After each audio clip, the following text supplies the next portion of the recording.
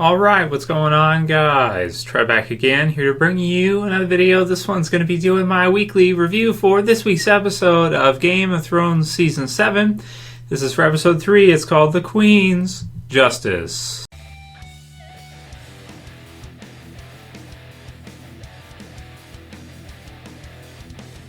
And spoiler warning, if you guys have not seen this episode yet, you definitely want to watch it before you watch this review. So, almost halfway through the 7th season of Game of Thrones at this point. We've seen the first 3 episodes.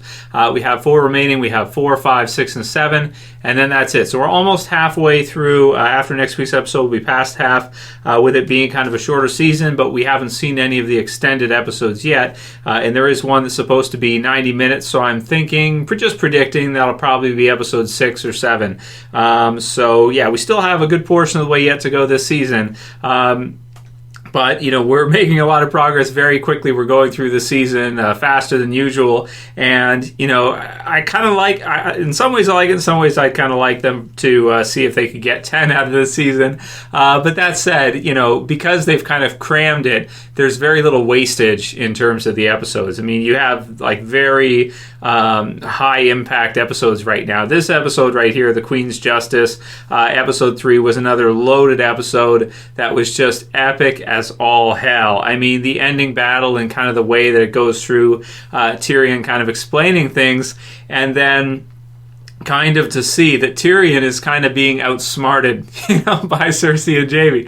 And I loved in this one that Jaime and Cersei use a trick that they learned from Robb, which is to basically bait and, kind of switch. So you bait them in, you allow them to have what they want, and then you're able to kind of just leave on your own and kind of trap them there. So the Unsullied, of course, at Casterly Rock now, with the Greyjoys, with Euron, in his fleet, right there, they are not totally defeated. They take the rock, but at the same time, they don't get what they really were after, which was they won't be able to hold the rock, first of all, and then also they don't get what they were actually after, which was the people and the most of the Lannisters' army. So they kind of do what Robb did to Jaime earlier, or to Tywin earlier, and they leave, and then they allow the fleet, which is so powerful right now, Euron's fleet, to just pick apart the Unsullied that are in and around there that sailed in, and then the ones inside kind of can do whatever, can walk across or leave. But at the same time, it's they're not really gaining anything. Like, just because they give up, because they Tyrion also, in his kind of idea to take the rock, is kind of like, it's not King's Landing, so you take the rock, so what? It's not really all that useful. And then the other part on that was I almost want to call it like a twist, is that where do they go? The Lannisters go for the Tyrells because they need their resources.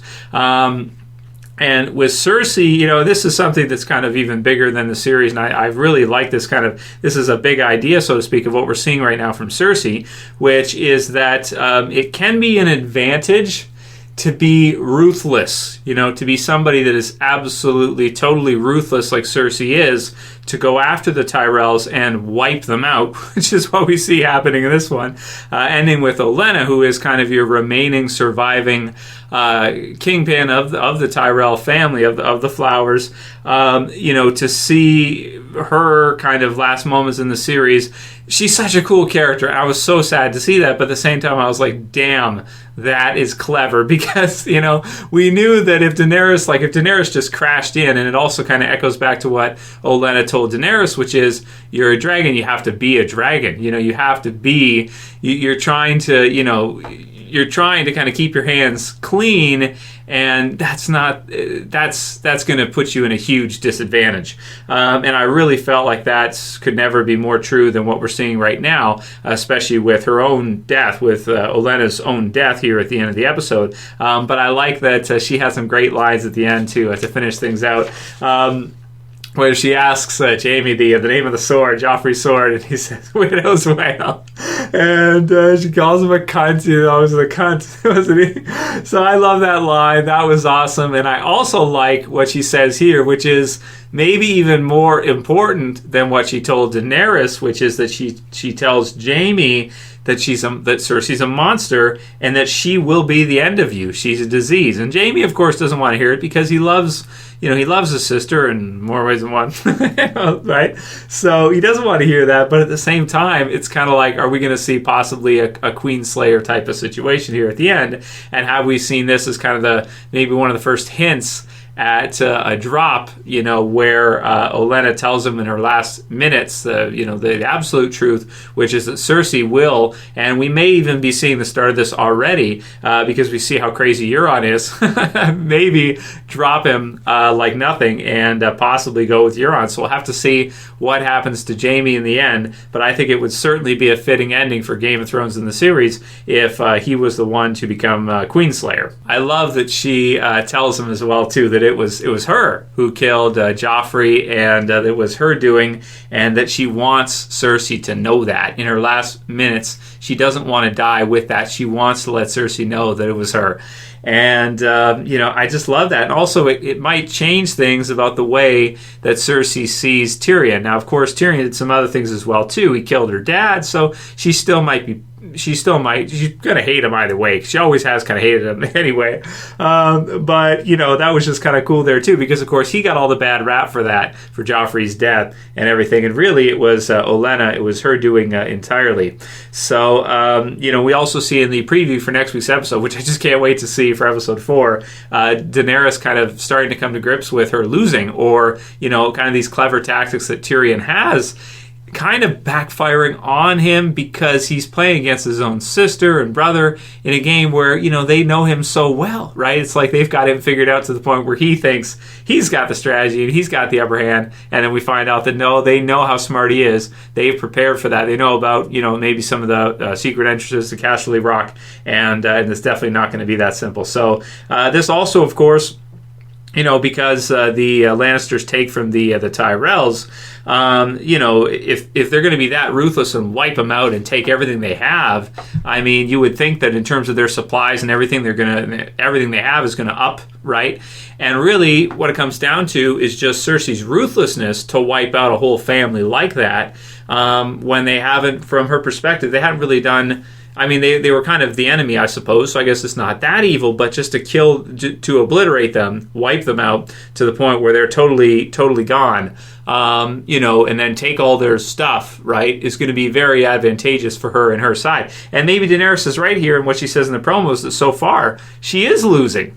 So we'll see if she changes her tune and she decides to be a dragon, as Olenna told her. That's what I'm hoping to see, and eventually. But I kind of knew, that this was all. We kind of knew this was all going to happen anyway, because you couldn't have Daenerys just storm in right at the beginning of the season, attack, King's Landing, and take it right away. You need more story than that. So really love what they're doing here with all of this. So excited to see what Daenerys does next week, and we'll leave it for the predictions after this video to give our thoughts on what we think is going to happen next. So that was the climax, the best part, of course, of the episode at the end, but also a great scene here. And there's a few of them, like Bran being reunited with Sansa. They're really not filling out the season that much. Everything here is very useful to see, is very great scenes, one after another, with very little add-ins and very little things that are unnecessary for us to see. You can tell they're marching towards a final conclusion here, as we see a lot of these characters that have been around the series for a long time continue to be killed off in second and third episodes of a season, when a lot of times you would expect to only see deaths like that, maybe in a finale. So we get the Myrcella introduction, we get the stuff with Ilaria Sand, right, and the Sand Snakes, and Cersei finally kind of besting them, finding out what had happened to Myrcella, and then doing the same thing. And that's, one of the things in this, Cersei might go down as the greatest, Game of Thrones villain. We'll have to see how this all wraps up.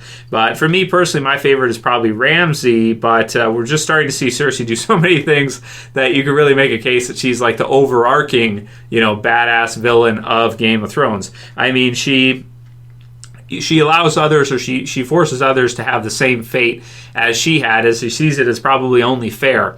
So she poisons, she gives, and you can see, like, I even saw it too in the scene when I was watching it, the lipstick or whatever she had, the poison, and then she kisses her daughter right in front of her, and she has their chains put in a way where they're just They can't touch each other, but they're just so close, right? So she's forced to kind of live out her days there and watch her daughter die in excruciating pain. Really brutal stuff, man. And I did also like how Ellaria kept looking at Robert Strong or the Mountain and being like she's seen a ghost. And I thought that was really cool because that's something that I hadn't really thought of, and they bring it back to Oberyn and what happened with him before. So that was really great stuff as well too. And another super badass sequence there for Cersei, as if we didn't know that she was that badass to begin with. They just keep going. It's like even though we want to see in the end, I think as viewers, the good guys win and beat the bad guys. It was kind of cool in this one too to get to see to solidify how badass Cersei actually is, to see her do some other things here as well too. Even though last season with the wildfire and everything and other stuff she's done throughout the series before, even back to the first season with Eddard. I mean, you can look into this. You're like, wow, it's just amazing the amount of stuff she's done. But at this point too, she's just becoming more badass of a villain, not less. I also like Euron here as well too, and you can see tensions between him and Jaime start here because he knows that Jaime's been boning her, right? So he's like, he's getting into some well, we know the Greyjoys are kind of, they're seamen, right? The seamen, no, they're sea-bearing folks, so they're kind of nasty and they're into that stuff. They're not really like your high-class Lannister, prim and proper and all that, all that stuff. They're kind of the downtrodden, or they get down and dirty with stuff, and that's just how it is. So he makes a comment to Jaime about how she likes it, gentle or rough, right? And then mentions some other things I won't repeat because it's pretty bad. So crazy stuff there, and starting to see the beginning, and maybe we'll have to get into that more predictions of what's going to happen with that trio right there, because of course if they win the war, then you would think that Euron is kind of promised to Cersei, right? Or Cersei's promised to Euron if they win. And then, of course, you got Jaime, too, and he's not going to be down with that. So we'll have to see what she decides to do, if she tosses Euron aside or if she tosses Jaime aside. Based on what we're seeing in this episode, you could almost... It's not really foreshadowing, but it's Olenna gives some crazy advice that's so wise that it becomes the truth later, right? So you see her advice to Jaime. So maybe we'll see with them kind of Cersei go with Euron instead of Jaime, even though making Jaime think all along she's going to take his side, and then Jaime do something about it, and maybe her even defeat him depending on what happens with that. So we'll see, kind of keeping him to the side and him not being okay with it. So we'll have to see what happens with that. Like the scenes here with Cersei and the Iron Bank, which was cool, and something that I hadn't really thought of, which is that the slave trade would actually cost them a lot of money, I would think, and that is true, right? And the Lannisters always pay their debt, so there is that, and now they're probably going to get all the resources from the Tyrells, which they had a lot of. So yeah, crazy stuff. Let's see, we got the stuff with Tyrion, and of course the meeting, the long-awaited meeting between Jon and Daenerys, which was really great to see. But there's certain things about it I didn't like, and maybe we can get more into this in a Q&A. Daenerys comes off a bit entitled. Her mentality comes off as very entitled, as if she hasn't really earned it herself. I don't know, because I like Daenerys, but just this season, for some reason, she's coming across a little bit more entitled than I'd like for her to be. The introduction was funny and everything, and I liked Sir Davos's parts in this. Thought those were great. And I really liked the lines between, Jon and Tyrion, which were really funny. You look a lot better at brooding than I do, right?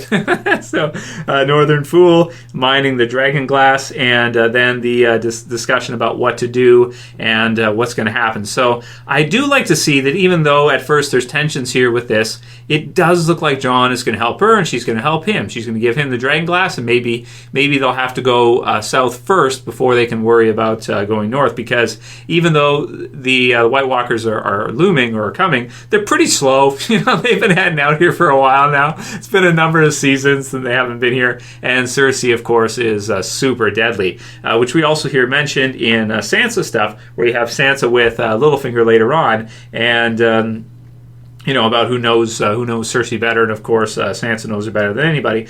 But I really like Littlefinger's lines here. It kind of made me think of the chess player, right? Littlefinger is, which is that everything is happening all at once, and you need to look at every different possibility and prepare for everything as much as you can. And that's how many moves ahead Littlefinger is, and that's how he survived in the series all the way through. Really looking forward to, hopefully before the end of the series, Littlefinger and Varys, maybe meeting again and just kind of, talking or whatever like they used to do earlier on in the series. That's going to be cool. We got Bran's scene with Sansa, which was cool, and him just being weird as hell when she's meeting with him, and her kind of getting the sense that, that, okay, maybe he's seen some stuff that she's not comfortable with talking about right now.